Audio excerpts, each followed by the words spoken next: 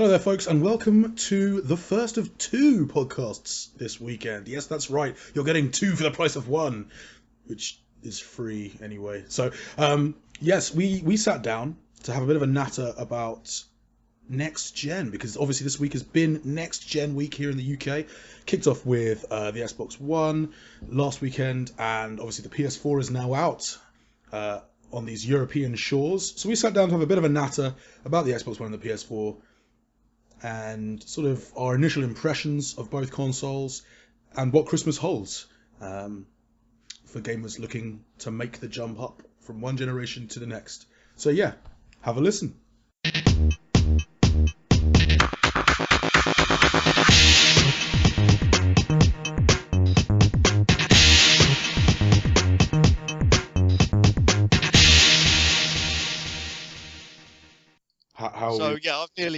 I've nearly finished the Rise review. How was it? I used the phrase "dumb as a bag of squid" in the cons. But a squid dumb? Yes, but okay. It's a bag of them are. But it's not that bad actually. I think I get the feeling that a lot of our peers really clattered through it on the lowest difficulty setting. This is the thing. This is what I encountered. But you know what? That combat system actually, if you play it on the step above normal, as you should do with most games, because they're really dumbed down. Man, you can't button mash, or you die. You die if you button. You die if you button. You die. You die. And you've got to be really. You've got to like parry it perfectly, and the QTEs are really not shit. They're really not that shit. They're really not that great, but they're really not that shit. They're just there. They're just definitely there. It's just like, it could have easily been, all it is it's just a finisher. Like in any game, it's a finisher. I want a Bayonetta's finishers, like a torture attack or anything, but so not like Bayonetta, you can't make that comparison. But you just press the button, and the guy's dead. The guy's dead as soon as you press the button. But rather than just showing you a little video, it lets you earn a few little extra points and feel like you're helping. I kind of like it. I kind of prefer it to most QTEs, to be honest. It's weird. I never really understood the way a camera could possibly influence my enjoyment of a game that much. It turns, it's like Zack Snyder. It's really controlling the camera. Yeah. Are we saying that Rise is the best thing on Xbox One? No! No, it's not. It's definitely not. That's Dead Rising 3. No. Dead Rising 3 is the best thing on Xbox One. Dead Rising 3, okay. Well, in terms of the first-party exclusives, yeah, definitely. It's not much of a looker, but it's so much fun. No. It's really not. It looks alright, but it doesn't look what it gets the job done. Next gen. Rise looks next gen. It doesn't play next gen, but it looks next gen. Same could be said of Killzone Shadowfall. Yeah, I've got to say though, I mean, I think the one of the games that's really not getting enough hype at the moment is Need for Speed Rivals. That's why I want EA to send it to me. I was begging them for last week. I've got it. Ooh. I'm going to review it. It's really good, but it doesn't quite... It would be brilliant if it was developed just for next-gen consoles, and it's not. You can feel the current-gen ones holding it back. I'm going to have to write a little article on this, because I've started touching on it in a few things, and fuck me, all of my... NBA 2K14 is the best thing ever on PS4, because they've redone the whole thing. Yeah, I heard that. They were sending out emails about that, going, B-ball. Is it like Ultra Def LeBron? No, basically. It's like, my biggest criticism has been that Ultra Def mode, High Def is already the best career mode in any Did you bring that out? They've made it better. Because they didn't change it for like 3 years, and now they've actually made it better. Like, you have a rival in there, and like fucking an agent, and it's really good. Because that's kind of what you want when you're playing as yourself. Like, so you need a rival. I want all the trappings of this moneyed sporting lifestyle. I want to buy into it, and like they actually really bring it. It's really good. And so like actually that point about next gen, because you can see it. You can see the difference between like things like Assassin's Creed 4 and Lego Marvel Superheroes and stuff like that, but you don't. It's not enough. No, and what's more, Rivals, its all-drive system makes driver tars. Don't get me started on driver tars. Driver Look well, like so ever. look, Natalie Portmanteau. they're already obsolete. Driver tars were obsolete. Well, have always been obsolete because real people exist and online multiplayer exists. There's no reason for driver tars to exist. They're the most pointless, reductive, useless feature I've ever seen in a racing game. Whereas Need for Speed Rivals goes, hey, Forza, here's an idea. Instead of just having these ridiculous, pointless ghosts, why not let just real people be in your game? So you can be running away from the police and then, oh God, that policeman's actually a human. And they're like, it's like Agent Smith. I was just about to say, it's the Smith. Matrix, basically, what you're trying Yeah, to describe. basically, you're just constantly smithing people. It's like you'll be a bunch of like other guys will be doing a race, and suddenly you put your blues and twos on in this outrageous. The third car you unlock is a tricked out, impact overrided Aston Martin fucking Vanquish. See, now all I want to do Yeah. is And dress then up in like a suit, put on some glasses, and then Yep. just like when the camera comes on, basically just look at people and just go, "I'm coming for you." But you see, but you do that. You've You got. should make that video so we can use it as a stinger. I might Yep. actually, but I might have to do that in the game because you can do that. There'll be a bunch of guys having a race, like street racers, like human street racers having a race, and then suddenly you'll switch your sirens on and ram them off the road and steal all their money. You'll have to put on that really epic kind Just of like real life. techno D&D thing from Reloaded. Yeah, oh fuck yeah! The fucking burly brawl. Yes. It's and also supercharged Vanquish. Yes. It's the fucking third car you unlock. Not like in Forza where the third car you unlock is like a fucking Beetle. But problem is though, reason I brought that up was that system would work brilliantly, but there's a 6-player limit. In a big it's the problem with the cloud. Yep, It's in the a cloud, big open man. world. Well, the cloud's fine. If EA had actually used the cloud and actually given it some dedicated servers on Xbox One, it'd kick ass. Also, it has no dedicated servers because EA couldn't be bothered because they thought, oh, it's only a Need for Speed game. So you've got this all-drive session, but then when the host leaves, the world suddenly goes, stop, stop, I gotta migrate now. And it's like, I'm in the middle of a race. What? I'm in the middle of a fucking race. And then it comes back, and everyone, it stops you. You're not going at the speed. You start stationary after the host migration. So if you're in the middle of a race, you are standing still, and then any cop car behind you is still going at about 150 miles an hour. That's really lame. It's so lame. Like, it's like, you're just there like, yeah, the finish line. Host migration. Why aren't I moving? Smash. Boom. Fucking impact overriders. Cops coming in there like blasting out shock waves. It makes they make no attempt to be realistic at all. Like fucking massive shockwave laser blasts electricity everywhere. And you're like, why? And then if you're a racer, if you do get wiped out like that, you lose all your points because you have to bank them, which is a kick-ass system because it's like GTA, what GTA Online should have been. Everyone's constantly jacking each other for like Phrasing. money, jacking each other off for money. Phrasing. Tell us about Crimson Dragon, John.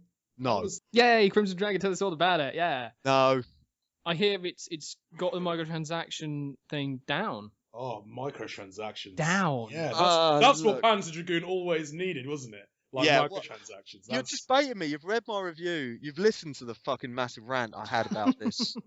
I don't think you'll be able to wear this one either. I'm not going to go into it again. It's just depressing to see Microsoft purposefully break their own game in But money. unnecessary ways. Money. Yeah, but you're already charging $15.99.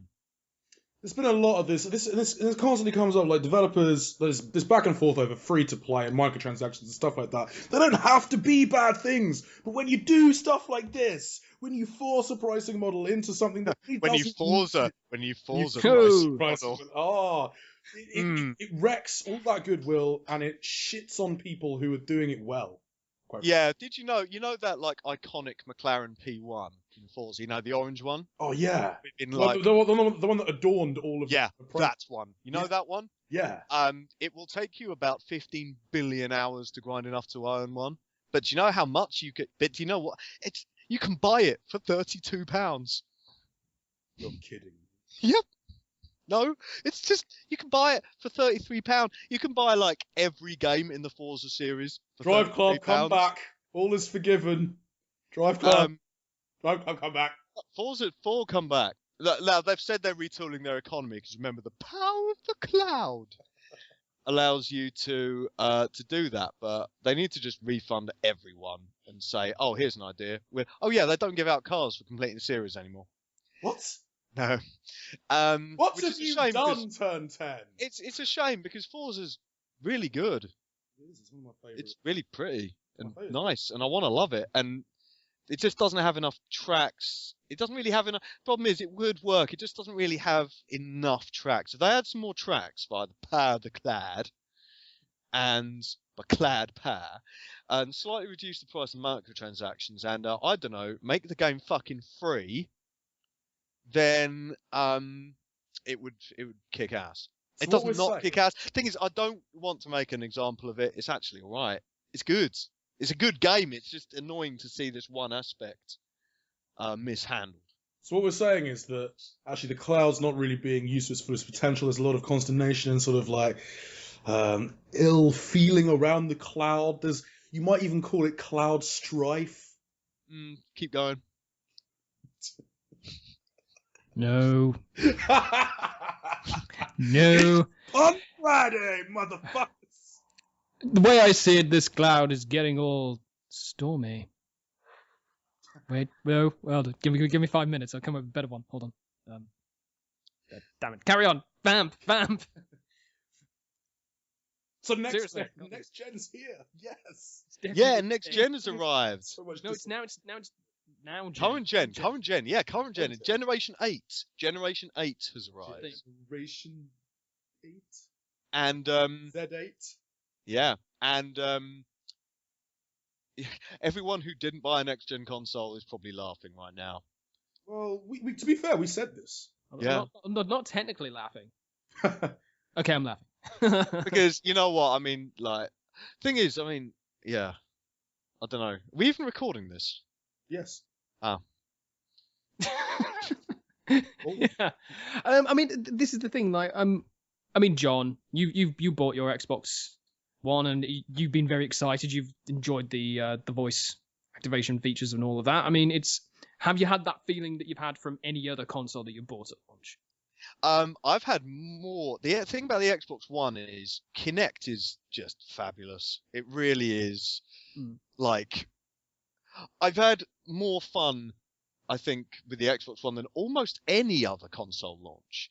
Only because I can talk to my console.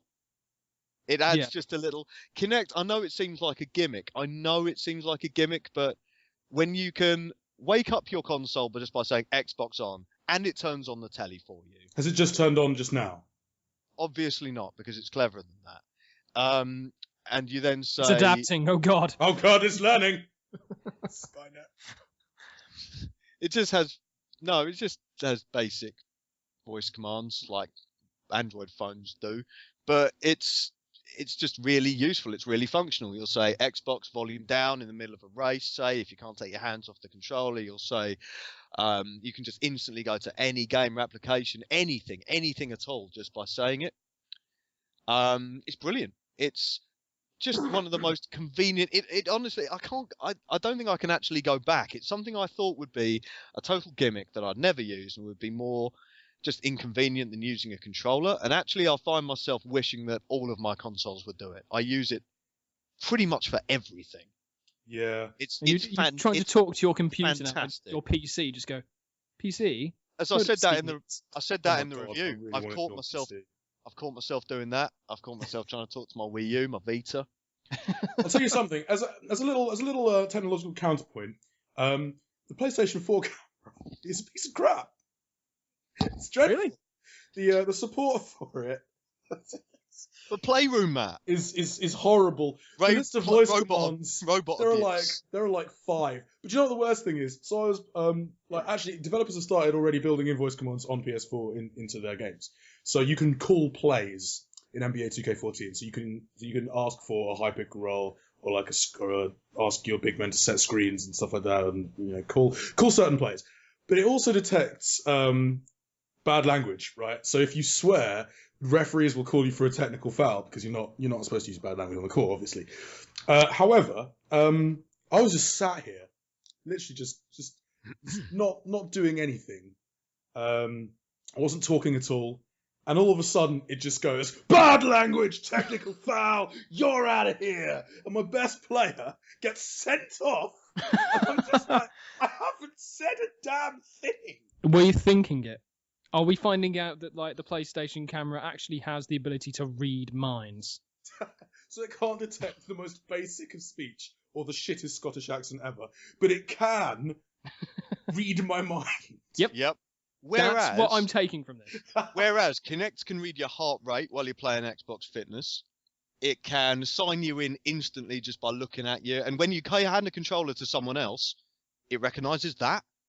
There's no player icon on the controller anymore because whoever holds the controller is signed in on that controller under their gamer tag. It can't instant. Read minds though. It's fantastic. Yeah, I pretty much can. It can read my body. But it can also, It does think your elbow is your face, though. Yeah, but I'm not sure that's Kinect's fault. I think that's just. Yeah, cheers, mate. I love that. Just comparing I know I ain't pretty, mate, but. I didn't say it. Kinect. You just wrote just on site, just like, you're an elbow face. You're an elbow face. It's like, well. To be fair, that would never change that. Put ourselves out there. Have happened if Kinect hadn't thought your elbow was your face. Elbow face. Dill's pwn elbow face. Yeah. That's a gamer tag for the ages. I was going to say, it'd be the next big thing in esports. Yeah. But no, Kinect is fabulous. I use it to, just the other day, I wanted to watch some Arrested Development, so I said, just on the off chance, just out of sick, morbid curiosity, Xbox Bing Arrested Development. Bing! And it said, here it is. Do you want to watch it on Netflix? Do you want to watch it on the Xbox Store? Where do you want to watch it? I said, Netflix. I said Netflix. Okay. Takes us straight to Netflix. What episode do you want? Can I have the first episode of season 4? Yep. Here it is. And it just did that. I didn't have to touch a controller. Then I snapped it to the side of the screen and watched a little bit of it just to test it out while playing Need for Speed Rivals. There on the side of the screen. Worked really well. I did, of course, have to use a controller for Need for Speed Rivals. But the problem is, Need for Speed Rivals has awful Kinect functionality. If you switch it on, the problem is, Lucille Bluth was saying stuff that Xbox was interpreting as, please turn the camera 180 degrees backwards. So I'm just there driving around and it's just like, you're a hot mess. And it's like, quick, hot mess. Turn this game into a hot mess. Point the camera backwards. It's like, bring up the menu. Ruin everything. So, it does. It will do that. But that's a problem with the game. Because I'd be interested to see what other shows do to Need for Speed Rivals, like what they do, like play, I don't know, like Deep Space Nine, and see whether it turns the camera inside out or something like that. We should do this for science. Cause me to bash into other players. Yeah. You see, or put on Battlestar and see when you're playing NBA 2K14 and see whether when they say the word frack, it gives you a technical foul. They give me a technical foul for not saying anything. Telling you, it's reading your mind, Matt. Reading your mind. Oh. So yeah, next gen's here. That's totally great. Definitely a thing. So Matt, how are you getting on otherwise with your PS4? Because I gotta say, Xbox One is the monolith from it's just like a space lounge commander who's come down to dominate your entertainment, but for an extra 80 quid. But the PS4 looks like a really lovely bit of kit. It's really sleek. Do you know what? Actually, Sony basically, I think what Sony did is they took a look at the PS3 launch, and for better or worse, they said, right, let's do everything backwards. Let's do the opposite of what we did there. So they made it cheap. They got it out first, technically. It's so small. It's really small. It's really quiet. The USB ports are really easy to find. The yellow light means good things. It's just in standby, so that's lovely. The UI is actually all right. Installation is really fast and really user friendly, and like So you've described a lot of things and it's cheap. You've described a lot of things there, including the cheaper thing, that don't describe the Xbox One. The interface is a bit of a mess, though it doesn't really matter because Kinect bypasses it completely. Oh, wait, hang on. That's a good point. And the PS4, it does have, so I can navigate via the camera, so I can say PlayStation Killzone Shadowfall, and it'll go to Killzone Shadowfall. There's no way of organizing that sort of game bar, because you have the cross-media bar, and then you have this kind of like just basically your app bar. And there's no way of actually organizing that at this point in time. It's really annoying. So I can envisage, especially for us, because we play lots of games throughout the year, we're going to have lots of games on our consoles. That's just going to fill up and become an arse to navigate. Well, that's already happens on Xbox One because it doesn't differentiate between games and apps on the same menu. And really, and better yet, there is no way to see how much hard drive space you have remaining. I see that I can do. Yeah, and there's no way to like manually organize your hard drive. It's just kind of the Xbox is there like, no, I'm in charge of this. I'm in charge of all your entertainment. When I'm ready to delete something, I'll let you know. Otherwise, don't worry about it. It's fine. It's out your hands. I don't hugely like that, but Microsoft are apparently going to change that in the first round of patching. Yeah, there's a lot of, I think on both sides there's a lot of features still to come in terms of patching games. He's tweaking. There's lots of games still to come. Fuck yeah. But actually, what strikes me about the PlayStation 4 most is just how comfortable I am using it. It's the DualShock. I can't express how much better than the DualShock 3, the DualShock 4 is. It's no longer an obstacle for me, which is lovely. I think actually, this console generation, I don't think the controller is going to be a buying factor anymore. It's going to be a differentiator between the two consoles. Because last gen, it really was. And I'm sorry, all you DualShock apologists, but there's a difference between a comfortable console and a console that's just broken you in throughout several years since the PS1. The DualShock 4, I haven't lived with, but it's so comfortable and practical and has built-in batteries and a headphone port. That headphone port may, in fact, even there's a case to be made that it even edges out the Xbox One wireless controller in certain regards. Yeah, not that battery life though. That battery life is yes, but you don't have to keep buying Duracells or a play and charge. This is true. It's a nonsense. You can't compare the two. Because, Sony's battery lasts 10 hours, but it's a battery for life, or hopefully not for a few months and then losing its 0 point, like always happened on the DualShock 3. Or a battery that you've just got to constantly pay out for and pay out for and pay out for. Yeah. And more to the point, 10 hours. 10 hours? I'd love to be able to play solidly for 10 hours. You know?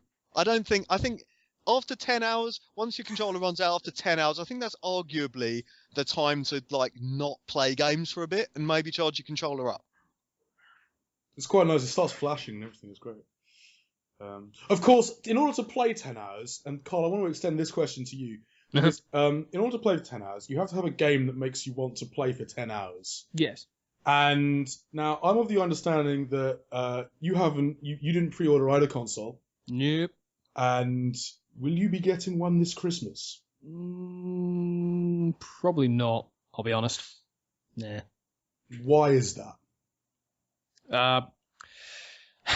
Well, I don't know. I mean, it's really weird. I think there is enough coming out on the current. I've said this several times.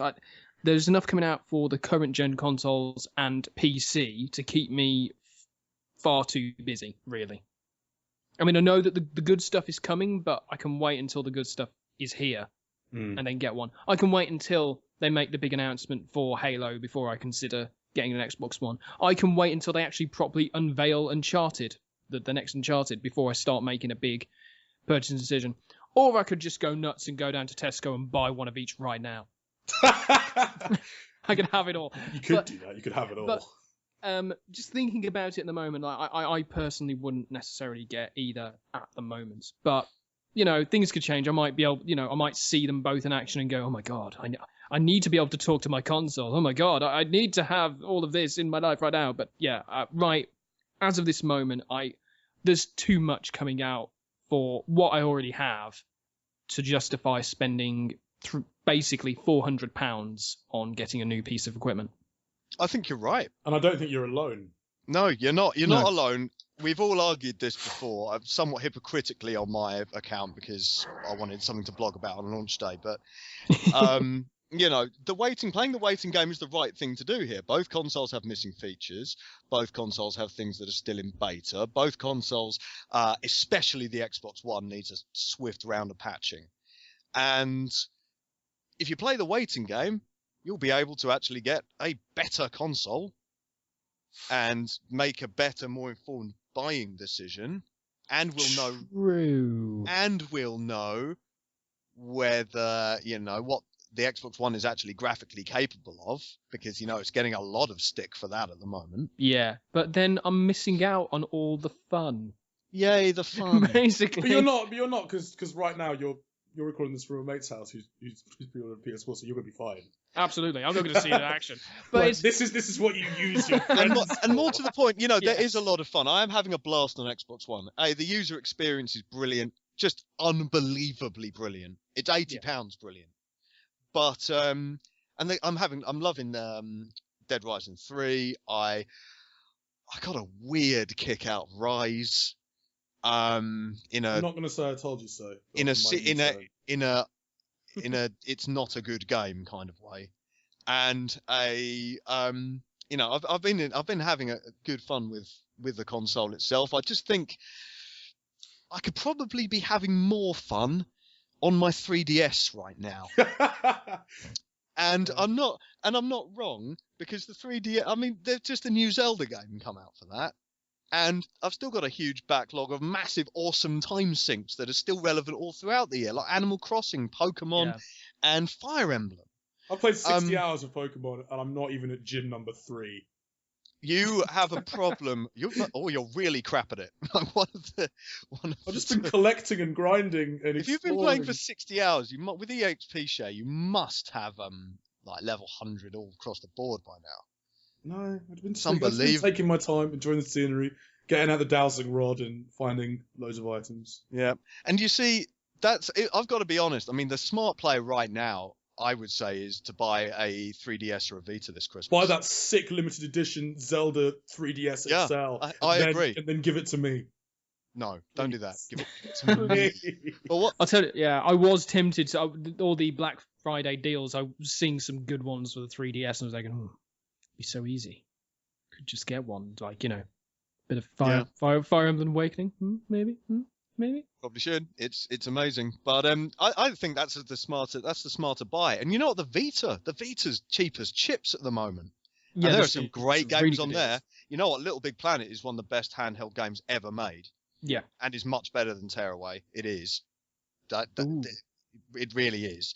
But Tearaway is also brilliant because it's £20, and it's just another mighty fine console with a lot more options for the sort of cult stuff, the sort of niche stuff, the connoisseur stuff. You know, the JRPGs, the PS1 classics. You've got all that.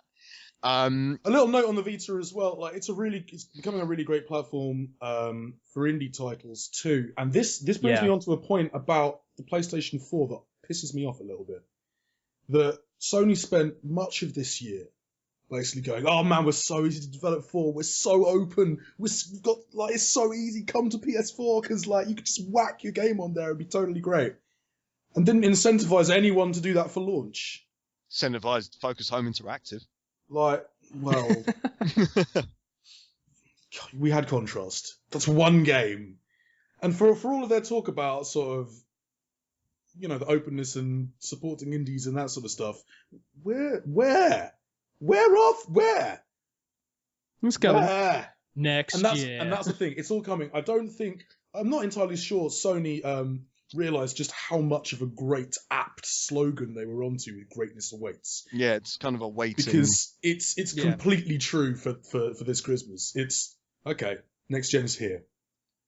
But we're still waiting on that greatness. Yeah. I was going to say to you, Matt, like, is it, from your perspective of, you know, you've had a good amount of time with the PS4 now, is it for the players or for the long haul? Ha! I'm just going to say for you, Matt. For you, John, is it the X-Bone or the XO? The XO. Yeah, which one? Come on, guys, take your pick right now. If you had to pick one or the other. Matt? It's the... Right. Or John, either one. Someone say something. It's the XO, I guess. I'm really enjoying it. It's good. It's tight. Oh. Yeah, Battlestar. Battlestar jokes. Really obscure Battlestar jokes. But yeah, we can all. It's good that we can all do that now. We can all laugh. Me owning an Xbox One, you owning a PS4, and all of us not fighting. Which I think is lovely. I do. I will agree with you. Whoa! I'm gonna fight with you right now. No, I like having the PS4 here. It's nice. It's and actually like the little improvements are noticeable. They are really great. They do add to immersion, that sort of stuff. And you literally can't play COD or Battlefield on any other consoles than these because like the last gen ones are just awful. Yeah. Although you should play Battlefield. You should definitely play Battlefield on PC because it's a good God. Yes. Is something that's not going to make me any friends because it's a PC game. Yes, it is. It is. Come at me. But I can completely understand people not buying Instance for next year. And in fact, I still urge people not to buy Instance for next year because there's no killer app. I can't see one. Well, yeah, Kinect is so close to being that killer app for the Xbox One, but critically, it's not a game. It's killer apps. I mean, you know, the consoles have got apps up the wazoo coming out their app holes. They don't need killer apps. They need killer games, my man. Oh, yeah. Yeah, and this is the thing. There's been nothing that has attracted me. I mean, admittingly, I'm made impulsive buys with the last generation. But looking at it now, looking at the lineup, there is not a game that really jumps out and grabs my attention from either lineup. This worries me for Sony as well, because Sony have kept their cards really quite close to their chest in terms of future plans. Microsoft has been a little bit more forthcoming. Well, after they managed to sort of sort out all of their U-turns, they were quite forthcoming in terms of their roadmap for the future. And basically, it comes down to one thing, really. Titanfall, yes, is there. We know we know when it's happening, and it's looming on the horizon. Sony, I want to see a roadmap for the PS4 for the next 12 months. PlanetSide 2, winning. Because we need to see, like, it's the consoles are here now, and this goes for both of them. It's now show, not tell. You've both talked the talk now. The pre-game chat's done. We're in game. It's on. Like, we need to see now. We need to see why people should be making the jump. It's not enough to simply tell us anymore. Yeah. No, I think that's absolutely right. And also, I'd like people to stop banging on about some of the more specious graphical comparisons now as well, because it's going to be over the next few months that we're going to see and really test what these two consoles are capable of graphically, and whether it's possible for the Xbox One to compete with a machine with higher on paper specs and faster RAM. But right now, I would offer one piece of advice if you're thinking about buying a console this Christmas. If you say the phrase, or type the phrase, 720p or 1080p more than once a week without working in the video games or consumer electronics industry, consoles aren't actually for you. Go buy a PC, go play games in 4K resolution if you want, go watch freaking trailers at 4K resolution if you want. that's this whole hat on PC. That's what you need to be doing. So let's, let's just don't send them this way. Just chill on the whole graphics thing for a second. You'll be much happier if you're the kind of person going, oh my god, 720p, 1080p, 35 per second, 50, 60 FPS. Consoles, you're not allowed a console. You can't have one. They're not for you. You don't understand. You're missing the point. You don't get it. Don't get it, yeah. I've got a PC. I have all my understand. graphics on there, and I love it. And, you should do that as well. Yeah. Just a little piece of advice for you there. Little John Lester Smackdown fight. This little John Lester Smackdown for the fucking console haters. I love graphics. Well, why do you even want a console? It just doesn't make any sense to me at all. No. The issue right here is games and convenience. Can we have some more games, please? Can we have some more convenience, please? More convenience. So yeah, that's been our next gen chat. Thank you so much for listening. Do stay tuned to the site because we're going to have another, a double podcast weekend for you. Little chat in a little bit about the Steam box. So do stay tuned for that. But thank you so much for listening, guys, and we will catch you next time. Bye-bye. Bye-bye. Bye. Xbox on. It's on. Yeah. Oh no, it is on. God damn. No, off. Xbox off. Off. Xbox off. Xbox turn off.